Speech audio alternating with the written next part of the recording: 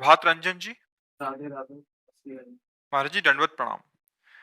महाराज जी, आपके सत्संग से जीवन में बहुत बदलाव आए हैं। महाराज जी, क्या पूर्व जन्म के कर्मों के कारण ही हर व्यक्ति का भाग्य अलग अलग होता है? यदि हाँ, तो भूतकाल के पापों से कैसे छुटकारा पाएं? मार्गदर्शन करें। वर्तमान में भजन कीजिए, वर्तमान को सुधार लीजिए, भूत और भविष्य दोनों मंगल में हो जाएंगे। अगर वर्तमान बिगड़ गया तो भूत बन के लगेगा ही।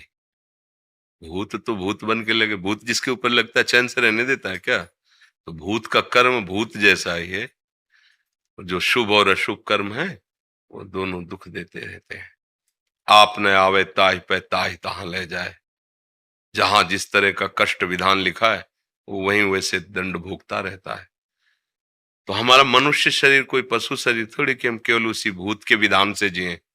हम वर्तमान में नया भाग्य रचेंगे, हम वर्तमान में परम मंगल विधान रचेंगे। ये छूट है मनुष्य जन्म में, और किसी में नहीं। 83,99,999 योनियों में ये छूट नहीं, ये केवल एक मनुष्य। इसीलिए शास्त्रों में कहा गया है, दुर्लभो मानुषो देहो। बड़ा दुर्लभ, बड़े भाग मानुष तन पावा। इसकी बड़ी महिमा है। इसी बात की महिमा है कि हम ऐसे सत आचरण करें, ऐसा भजन करें कि हमारा पूर्व का सारा पाप नष्ट हो जाए, आगे हम सुख में जीवन व्यतीत करें। पर वो मंगल धर्म आचरण से, भजन से होगा। मनमानी आचरण से, पापाचरण से और गंदा हो जाएगा, फिर भोग भोगने पड़ते हैं। परहित की भावना, नाम जप का अभ्यास, पवित्र आहार विहार विचार, सब ठीक हो जाएगा। अगर पूर्व के कर्म नष्ट ना होते तो भगवत प्राप्ति किसी को होती ही नहीं, क्योंकि पूर्व के कर्मों में थोड़ी लिखा हुआ कि इसको भगवत प्राप्ति होगी। वो तो वर्तमान के भजन से भगवत प्राप्ति होती है। भगवत प्राप्ति वर्तमान के भजन से होती है। तो हमारे भाग्य में तो नहीं लिखा कि हम वृंदावन वास करें, भगवत प्राप्ति करें। लेकिन गुरु कृपा हुई, संत कृपा हुई, और ये पता चला कि जीवन का लाभ भगवत प्राप्ति है, तो सत्संग मिलने लगा और उससे हमारी भजन में रुचि हुई। भजन ने हमारे भाग्य का परिवर्तन शुरू कर दिया। ये पूर्व कर्म शरीर को दंड देंगे, शरीर को रोग ग्रसित करेंगे, निंदा होगी, अपमान, ये सब होगा। लेकिन वर्तमान का भजन ऐसा ज्ञान प्रदान कर दिया कि निंदा का प्रभाव नहीं, कष्ट का प्रभाव नहीं, आनंदमय ये जीवन, और शरीर छूटने के बाद प्रभु की प्राप्ति, मंगल हो गया। अगर भजन ना करे तो फिर और किसी कर्म में सामर्थ्य नहीं है कि कर्म, जैसे गंदे हाथ को नाली के जल से, नाली के पानी से धोए तो साफ थोड़ी माना जाएगा। ऐसे ही वासनात्मक कर्म, और उससे हम पुराने कर्मों को नष्ट नहीं कर पाएंगे। भागवतिक कर्म में जैसे निर्मल गंगा जल से धोए तो परम पवित्र हो गए, ऐसे भागवतिक ऐसे कर्म हो भागवत धर्म के, कि वो कर्मों का नाश करके हमारा भविष्य मंगलमय हो जाए। क्योंकि भगवान मंगलमय है, मंगल भवन है ना। तो अमंगलहारी जितने पीछे थे सब अमंगल नष्ट कर देंगे वो, आगे सब मंगल ही मंगल हो जाएगा। तो भाव को भाव अनखाल सहु, नाम जपत मंगल दिस। नाम जप करो भगवान का, बुजुर्गों की सेवा करो, असहाय की सहायता करो, बड़ी जल्दी पूर्व अशुभ नष्ट हो जाएंगे। दूसरों को सुख देने की भावना ये बहुत काम लग। पर हित सरिस धर्म नहीं भाई, और पर पीड़ा सबने यज्ञ। जो दूसरों को दुख दे करके सुखी होना चाहते हैं बहुत भूल कर रहे हैं, कभी सुखी नहीं हो पाएंगे। जो खुद दुख सहकर दूसरों को सुख देना चाहते हैं आगे उनको कभी दुख नहीं मिलेगा, कोई भी दुख उन्हें परास्त नहीं कर पाएगा। इसलिए नाम जप करो, अच्छे आचरण करो। साहिल गुप्ता जी। श्री महाराज जी, आपके चरणों में कोटि कोटि प्रणाम। महाराज जी, गुरु प्रदत्त मंत्र का जाप करते समय मन की स्थिति और चिंतन कैसा होना चाहिए? मंत्र में होना चाहिए, मंत्र के आराध्य देव में होना चाहिए। जैसे मंत्र तो बताया नहीं जाता, जैसे हम राधा जप रहे हैं तो हमारे मानस पटल पर भी लिखा हुआ है राधा, अंदर भी चल रहा है राधा, श्रवणेंद्र में भी सुनाई दे रहा है राधा। तो हम राधा मय हो रहे हैं, वही सुनाई दे रहा, वही दिखाई दे रहा, उसी के चिंतन में। पर ये ऐसी स्थिति अभ्यास से आएगी, 2-4 दिन में थोड़ी आ जाएगी। तो क्या करना है कि हम नाम जप प्रधानता जीव से करें। यज्जिभ्याग्ये वर्तते नाम तुभ्यम। राधा राधा। मन गलत सोचेगा, मन गलत चिंतन करवाएगा, भागेगा, उसकी तुम्हें कोई परेशानी नहीं। नाम जीव में चल रहा है, अब ये सब संभाल लेगा। ऐसे मंत्राकार वृत्ति होना। और फिर इसके आगे जिसका मंत्र है वो अधिष्ठात्र इष्ट देव सामने उसके दिखाई दे रहा, मंत्र चल रहा है। फिर इसके आगे उसी की लीला में प्रवेश। जीते जी शरीर में रहते हुए भी शरीर भाव का त्याग करके भाव दे से हर समय प्रभु की लीला में प्रवेश पा। तो ये स्थितियां, भूमिकाएं हैं आगे बढ़ने की। अभी तो नाम जप करो।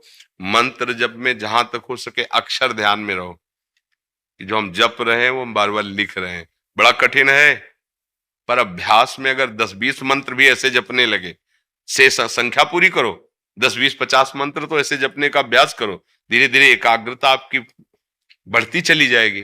फिर मंत्राकार वृत्ति। मंत्राकार वृत्ति होता है कि स्वाभाविक मंत्र चल रहा है, जो चल रहा है उसी को हम देख रहे हैं, उसी को सुन रहे हैं। ये बहुत जल्दी भगवत साक्षात्कार कराता है, पर ऐसा होना कठिन है। 2-4 मंत्र चलने के बाद भाग जाएगा संसार में मन। नहीं, बार बार खींच के लाओ, उसको अभ्यास करो। जब खींचोगे तो जलन पैदा करेगा, और अगर संत संग नहीं तो जलन सह नहीं पाओगे, फिर कोई पापाचरण हो, फिर अरुचि हो जाएगी। ऐसे ही होता है। और अगर संत संग है और बचा ले गए तो बढ़ता चला जाएगा, फिर तो कहना ही क्या है। पर प्रायः बढ़ना मुश्किल हो जाता है, क्योंकि जो हमारे अंदर वासनाएं होती हैं, जब हम परमार्थ में चलते हैं तो उन वासनाओं की छूट हो जाती है।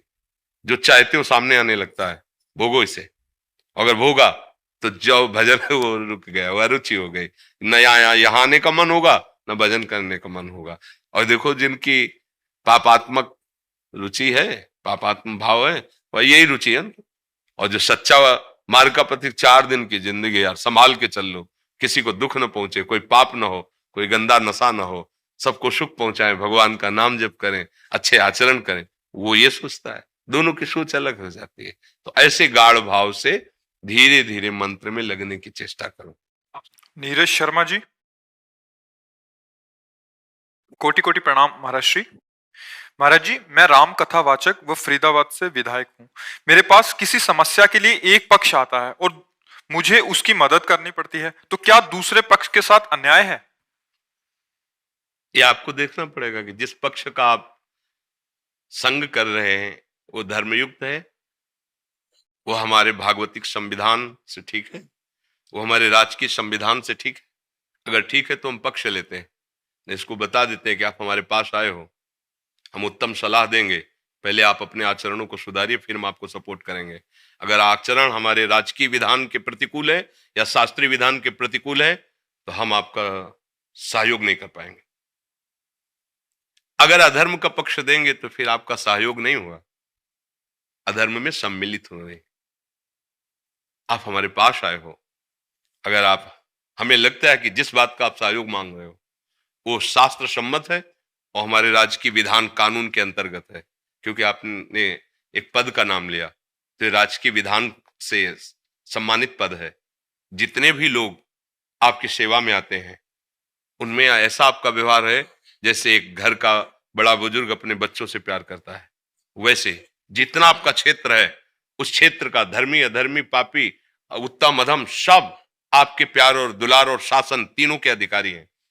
अगर वो अधर्म युक्त आचरण करता है तो जैसे अपना बच्चा गलत करता है तो 2-4 थप्पड़ लगाते हैं, ऐसे ही भाव से हम उस पर शासन करेंगे।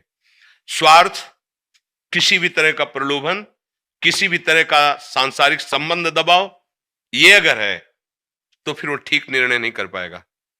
ठीक निर्णय तभी कर सकता है जब कानून और भागवतिक विधान दोनों का परिचय प्राप्त हो और सामने वाला जो सहयोग मांगने आया है वो अधर्म से हटकर धर्म में चलने वाला है, फिर चाहे हमारे प्राण चले जाएं उसका सहयोग करेंगे और आगे उसको बढ़ाएंगे। और यदि अधर्म युक्त है तो वो या तो गलती स्वीकार करे और दंड भोगे, और अगर ऐसा लगता है कि एक बार क्षमा करने से यह अधर्माचरण छोड़ देगा और वास्तविक छोड़ देगा, इसका अधर्माचरण करने का स्वभाव नहीं लेकिन भूल हो गई, तो सहयोग करना चाहिए। उसमें बहुत विचार करना होगा, नहीं तो कर्ता प्रेरक अनुमोदन तीनों को बराबर भाग मिलता है, चाहे वो शुभ का हो या अशुभ का हो। जैसे कभी वृंदावन जाइए आप, एक बार बिहारी जी के दर्शन कीजिए, सत्संग सुनिए, देखो प्रयास करेंगे। दूसरा प्रयास नहीं, बड़े भाग्य की बात सुनो, अगर तुम्हारे पास पैसा नहीं तो हम व्यवस्था कर देते हैं, एक दिन का काम हम देख लेंगे, तुम जाओ तो वृंदावन। और वो वृंदावन आया तो वो आया, परिक्रमा किया, दर्शन किया, सत्संग सुना, उसको जो लाभ मिलेगा वो प्रेरणा देने वाले, अनुमोदन करने वाले को बराबर मिलेगा। इसीलिए शास्त्रीय विधान है, अगर आप अधर्म का साथ देते हैं तो आपके ऊपर अधर्म का ही दंड मिलेगा आपको, कोई भी हो, कोई भी हो। और अगर आप धर्म का साथ देते हैं तो धर्मो रक्षति रक्षिता, धर्म आपकी रक्षा कर लेगा। अगर कोई आपके प्रतिकूल होना चाहेगा तो आपको परास्त नहीं कर पाएगा। शास्त्रीय विधान, अध्यात्म सलाह ऐसी है। आपको कोई संशय? ये संशय क्या होता है?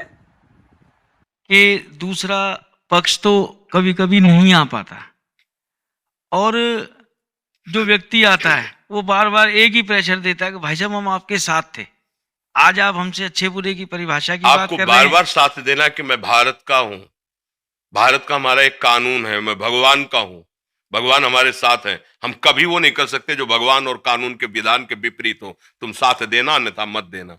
ये जीवन कितने दिन का है, अंततो गत्वा विधान में भी आप भी चल रहे हो। अगर राजकीय विधान बिगड़ गया तो आपको भी दंड मिलेगा, और अगर भागवतिक विधान बिगड़ गया तो ये शरीर और ये साम्राज्य सब छूट जाएगा, एक न एक दिन छूटेगा ना। तो उसका परिणाम क्या होगा? तो हमारे साथ भगवान है, हमारे साथ कानून का विधान है, इन दोनों को तुम हमारा साथ दो या ना दो। अगर तुम अधर्म से चलते हो हमारा साथ मत देना, हम प्रभु के भरोसे हैं, देख लेंगे। वो आदमी अगर थोड़ी भी मनुष्यता है तो समझेगा कि तुम चीज क्या हो।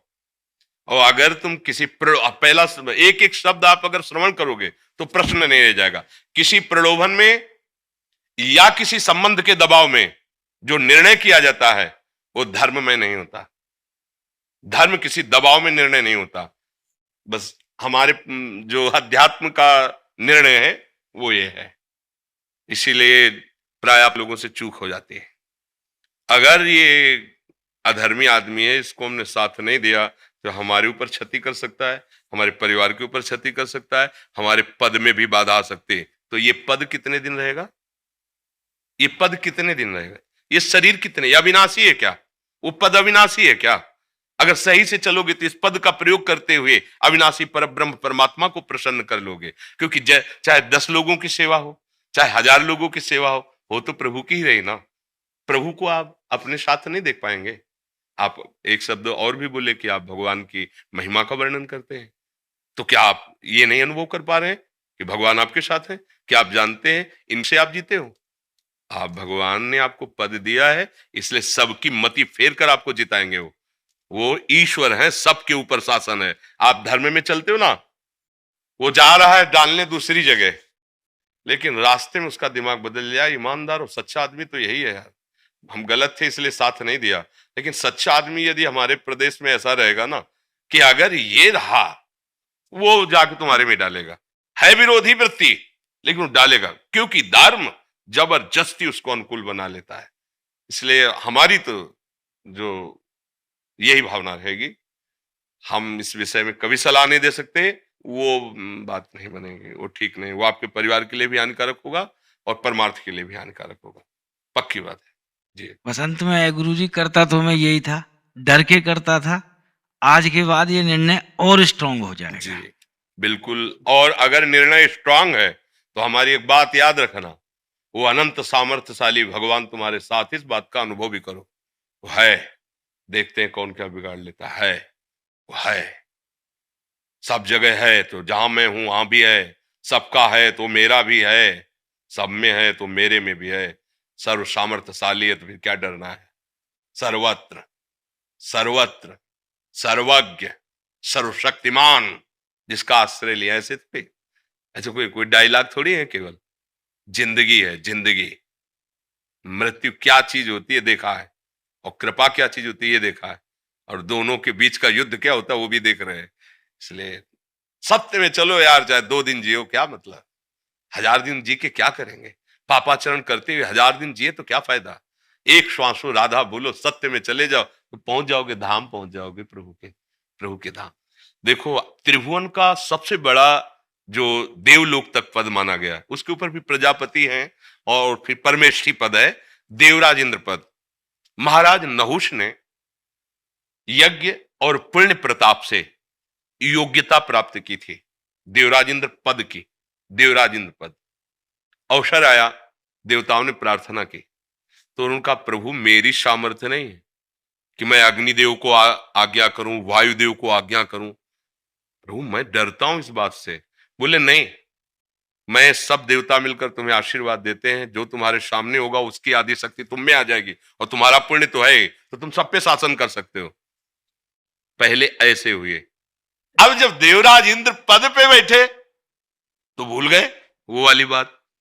एक जन साधारण आदमी के दरवाजे पे भी जान के नहीं कहा जाता भैया मैं आपका ही सेवक हूं। और जब गद्दी पे बैठे तब उन्होंने ब्रह्म ऋषियों से कहा पालकी में लगो।